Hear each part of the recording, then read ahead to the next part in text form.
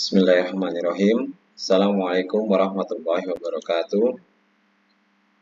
Mari sama-sama kita awali pertemuan hari ini dengan baca basmalah. Bismillahirrahmanirrahim. Rabbi shrah li sadri wa yassir amri wahlul 'uqdatam min lisani yafqahu qawli. Allahumma shalli ala Muhammad wa ala Muhammad. Teman-teman semua, kita kembali bertemu dalam mata kuliah Etika Bisnis. Dan pada pertemuan kali ini kita akan bahas mengenai profesi dan kode etik profesi.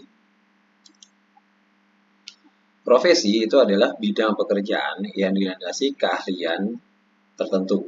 Ya, keahlian di sini bisa berupa keterampilan, kejujuran dan sebagainya ya. Jadi profesi adalah bidang pekerjaan yang dilandasi oleh keahlian tertentu dalam hal keterampilan, kejujuran dan sebagainya.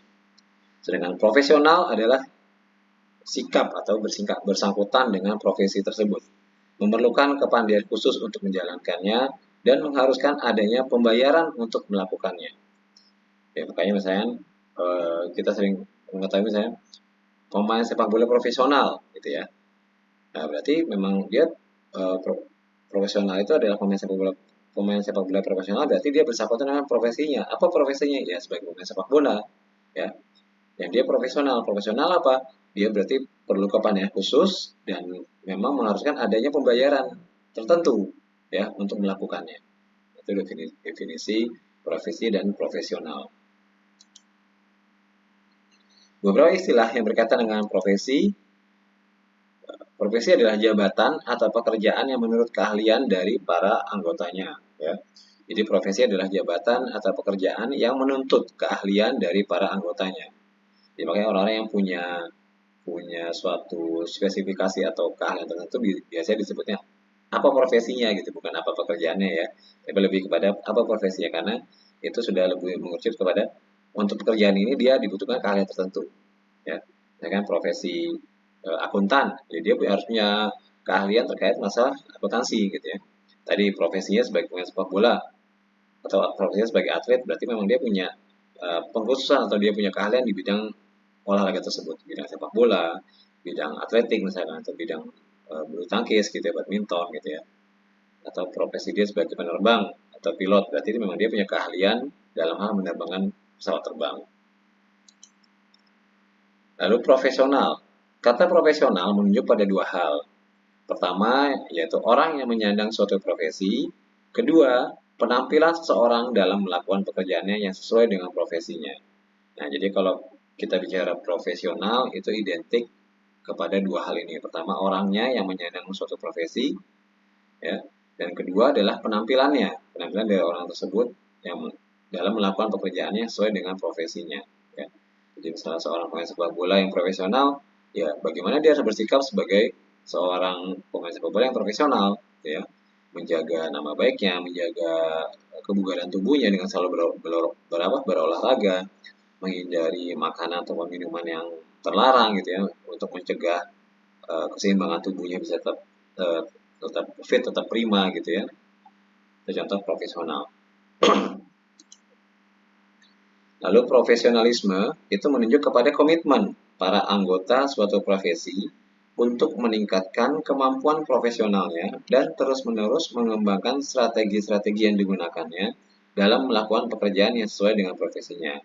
Jadi kalau profesi itu adalah pekerjaannya, profesional itu adalah mengarah kepada orangnya, dan profesionalisme adalah sikapnya ya, atau komitmennya, komitmen dari orang tersebut terhadap profesi yang digelutinya untuk meningkatkan kemampuan profesionalnya ya, dan juga menambah terus-menerus mengembangkan strategi-strategi yang digunakan dalam melakukan pekerjaan yang sesuai dengan profesinya. Itu adalah profesionalisme. Jadi profesionalisme identik dengan komitmen dari si orang yang mempunyai profesi tertentu tersebut.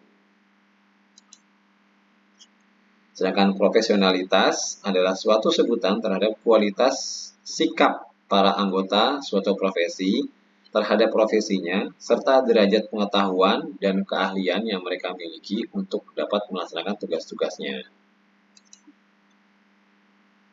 Profesionalisasi menunjuk pada proses peningkatan kualifikasi maupun kemampuan para anggota profesi dalam mencapai kriteria yang standar dalam penampilannya sebagai anggota suatu profesi. Nah, ini beberapa istilah terkait dengan profesi ya. Ahmad Tafsir berpendapat bahwa pekerjaan dapat disebut sebagai profesi jika memenuhi syarat sebagai berikut. Pertama, profesinya harus memiliki satu kalian tertentu. Ya, tadi sudah sempat kita bahas ya, bahwa pekerjaan yang memiliki kalian tertentu biasanya disebutnya profesi, ya. Kayak seperti tadi, atlet sepak bola, atlet badminton, atlet voli, atlet basket gitu ya. Kalau misalkan akuntan publik, auditor eksternal, ya, pengacara, ya itu profesi-profesi ya. Penerbang, dokter, itu profesi-profesi. Profesi harus diambil sebagai pemenuhan panggilan hidup. Profesi memiliki teori-teori yang baku secara universal. Profesi adalah diperuntukkan bagi masyarakat. Lalu profesi harus dilengkapi dengan kecakapan diagnostik dan kompetensi aplikatif. Pemegang profesi memegang otonomi dalam melakukan profesinya. Artinya punya hak otonomi, punya hak sendiri gitu ya. Ya, akuntan publik, ya dia punya izin sendiri, izin resmi, punya kekuasaan sendiri terhadap pekerjaannya sesuai bidang ilmunya yang dia miliki. Dokter pun demikian gitu ya. Dokter umum ataupun dokter spesialis gitu ya. Sama hal dengan pengacara juga seperti itu. Memiliki kode etik, nah nantinya setiap profesi ini karena sifatnya itu sudah punya keahlian, dia harus bisa mempertanggungjawabkan. Artinya punya kode etiknya ketika dia bekerja. Lalu profesi memiliki klien yang jelas, profesi memiliki organisasi profesi, ya biasanya ada organisasi profesinya di masing-masing profesi tersebut ya. Dan profesi mengenali hubungan profesinya dengan bidang-bidang lain.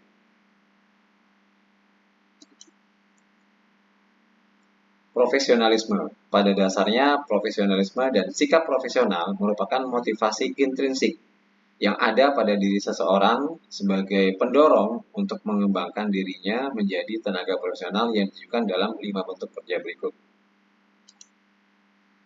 Pertama adalah keinginan untuk selalu menampilkan perilaku yang mendekati standar ideal, lalu meningkatkan dan memelihara citra profesi, memanfaatkan setiap kesempatan pengembangan profesional, mengejar kualitas dan cita-cita dalam profesi, dan memiliki kebanggaan dalam melaksanakan tugasnya.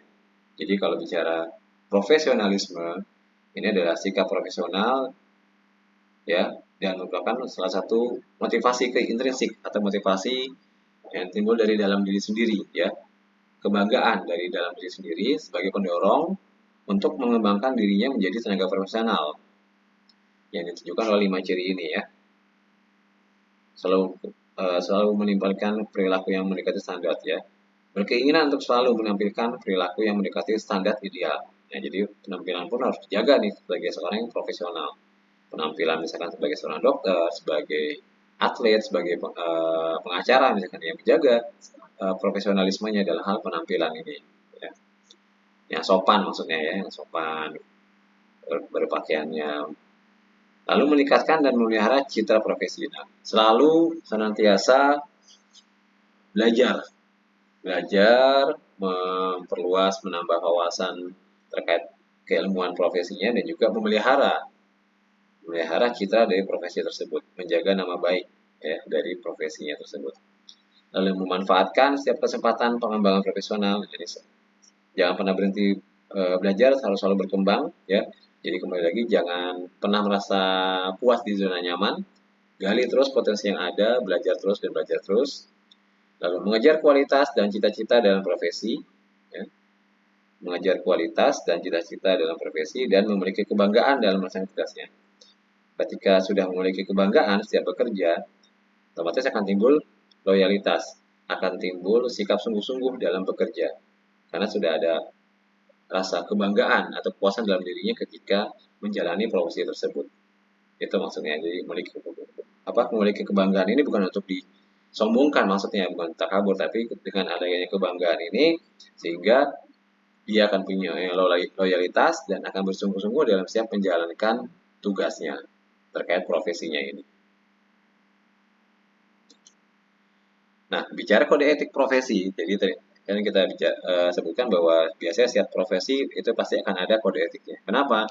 Karena ini didapatkan melalui suatu pelatihan yang sungguh-sungguh dan ini juga memerlukan keahlian yang tertentu, memerlukan keahlian tertentu yang sungguh-sungguh juga, sehingga dalam melaksanakan tugasnya perlu namanya kode etik yang mengatur bagaimana hak dan tanggung jawab dia dalam melaksanakan tugasnya terkait profesinya yang dipilih.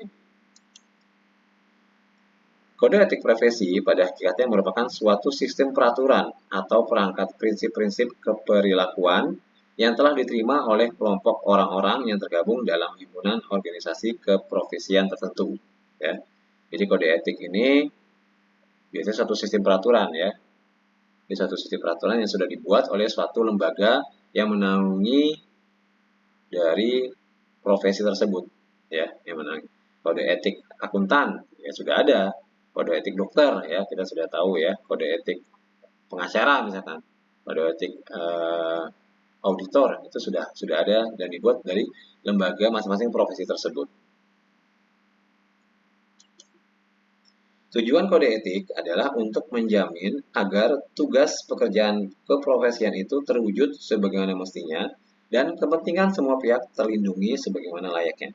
Jadi ini ya, tujuannya adalah supaya tugasnya ini bisa berjalan dengan baik, ya sesuai dengan tanggung jawab dimilikinya, dan kepentingan dari semua pihak itu terlindungi. Artinya tidak ada konflik kepentingan di sini. Ya, semua pihak yang berkepentingan yang membutuhkan memang jasanya terlindungi, aman, ya. Jangan terus akhirnya sudah misalkan sudah mahal-mahal membayar akuntan publik, ternyata akuntan publik yang karena tidak profesional melanggar kode etik gitu ya, ada kecurangan, hasilnya ya malah perusahaan itu nggak bisa dinilai gitu ya laporan keuangannya karena si akuntannya mungkin ada melanggar kode etik. Nah maksudnya seperti itu, dengan ada kode etik ini si profesional tersebut, orang yang berprofesi itu bisa bekerja dengan baik ya, ada hak dan tanggung jawabnya, ada kewajibannya, dan pihak yang berkepentingan semuanya bisa terlindungi ya. Jadi saling menjaga, citranya saling terjaga semuanya, baik si pelakunya maupun si kliennya. Yaitu manfaat dari adanya kode etik profesi. Demikian ya. Baik, demikian untuk pertemuan hari ini, semoga bermanfaat, bisa menjadi amal jariah buat kita semuanya dan bisa kita manfaatkan untuk kita pribadi maupun kondisi sekitar kita. Mohon maaf jika ada kekurangan atau kesalahan dalam pemberian materi. Kesempurnaannya milik Allah Subhanahu wa taala. Jangan lupa kita saling mendoakan agar kita selalu diberi kesehatan, keberkahan, kemudahan, dan kelancaran dan sehat dalam setiap aktivitas kita. Dan ini jangan lupa teman-teman absen melalui Google Form yang diberikan. Kita akhiri dengan baca hamdalah. Alhamdulillahirabbil alamin. Wabil hidayah wa taufik. Ihdinas siratal mustaqim. Assalamualaikum warahmatullahi wabarakatuh.